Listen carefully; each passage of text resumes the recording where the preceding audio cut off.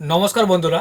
রাজ্য সরকারের যে বাংলা শস্য বীমা প্রকল্প রয়েছে, যে কৃষকদের ক্ষতিপূরণের টাকা দেওয়া হয়ে থাকে, যদি কৃষকের কোনো জমি ফসল যদি ক্ষতি হয়ে যায়, তো সেই ক্ষতিপূরণের টাকা দেওয়া হয় কিন্তু রাজ্য সরকারের তরফ থেকে, এবং সেই প্রকল্পের নাম রাখা হয়েছে বাংলা শস্য বীমা। তো এই বাংলা শস্য বীমার ক্ষতিপূরণের টাকা কবে দেওয়া হবে?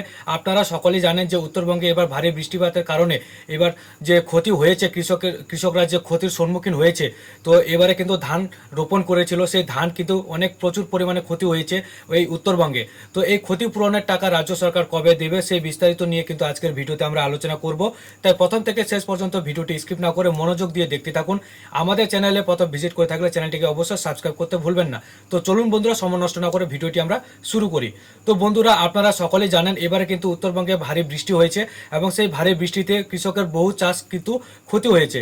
তো এখানে অন স্ক্রিনে বলা হয়েছে, বৃষ্টি ও নদীর জল ঢুকে কোচবিহারে ক্ষতিগ্রস্ত হয়েছে মোট 960 হেক্টর কৃষি জমি। এবারে কিন্তু বৃষ্টি ও নদীর জল ঢুকে কোচবিহারেই কিন্তু ক্ষতিগ্রস্ত হয়েছে মোট 960 হেক্টর কৃষি জমি। তো জেলায় ওই সমস্ত জমিতে মূলত ধান রোপণ করা হয়েছিল।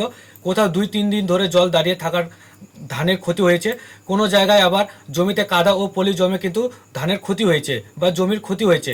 তো জমি প্লাবিত হওয়ার পর থেকে কৃষি দপ্তর ক্ষয়ক্ষতির পরিমাপ করতে মাঠে নেমেছিল, এবং কয়েকদিন সমীক্ষার পর ক্ষতির পরিমাণ কিন্তু তা জানা গিয়েছে। জেলায় 12টি ব্লকের মধ্যে 9টি ব্লকের ক্ষতির পরিমাণ দাঁড়িয়েছে প্রায় 10 কোটি টাকা। তো ক্ষতিগ্রস্ত হয়েছেন প্রায় 7,500 কৃষক। তো এই বিপুল পরিমাণ ক্ষতির মুখে পড়েও কৃষকরা যাতে ঘুরে দাঁড়াতে পারেন, তার জন্য বাংলা শস্য বীমার যোজনা রয়েছে রাজ্য সরকারের। তো সেই প্রকল্পের কাজ জেলায় কিন্তু চলছে। তো প্রায় 1,20,000 কৃষক এর আওতায় ইতিমধ্যে চলে এসেছেন। এর মধ্যেই এই প্রাকৃতিক বিপর্যয় ঘটে যাওয়ার এবার ক্ষতিগ্রস্ত এলাকায় ক্যাম্প করে বাংলা শস্য বীমা যোজনা আওতায় নিয়ে আসা হচ্ছে এলাকার কৃষকদের।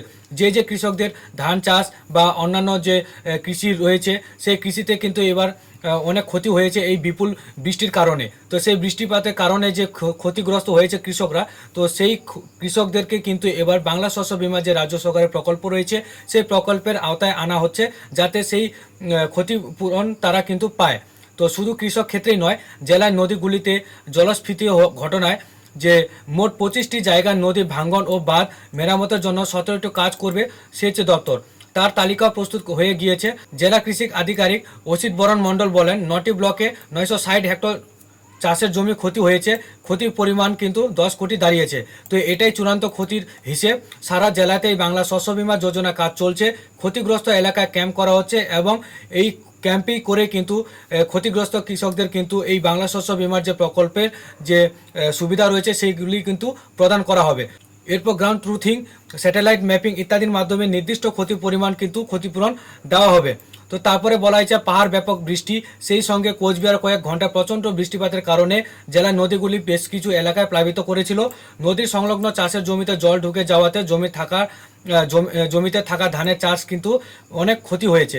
তো ফলে অনেক জায়গাতে কৃষকের মাথায় হাত পড়েছে, বিঘার পর বিঘা জমিতে জল দাঁড়িয়ে যাওয়ার সমস্যার সৃষ্টি হয়েছে।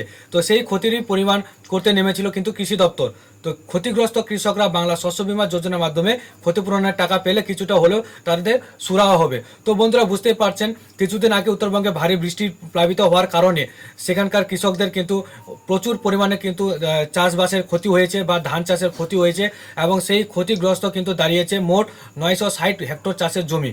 তো সেই প্রত্যেক ক্ষতিগ্রস্ত কৃষকদের এই বাংলা শস্য বীমা রাজ্য সরকারের যে প্রকল্প রয়েছে, সেই প্রকল্পের আওতায় আনা হচ্ছে, যাতে তাদের ক্ষতিগ্রস্ত কিছুটা হলেও তাদেরকে সেই বাংলা শস্য বীমা প্রকল্পের সুবিধা দিলে তাদের একটু না হয় সুরাহা হবে। তো এই ছিল আজকের আপডেট। তো ভিডিওটি কেমন লাগলো, ভিডিওটি কমেন্টে আপনাদের মতামত জানাবেন, এবং আমাদের চ্যানেলে প্রথম ভিজিট করে থাকলে চ্যানেলটিকে অবশ্যই সাবস্ক্রাইব করে পাশে থাকবেন।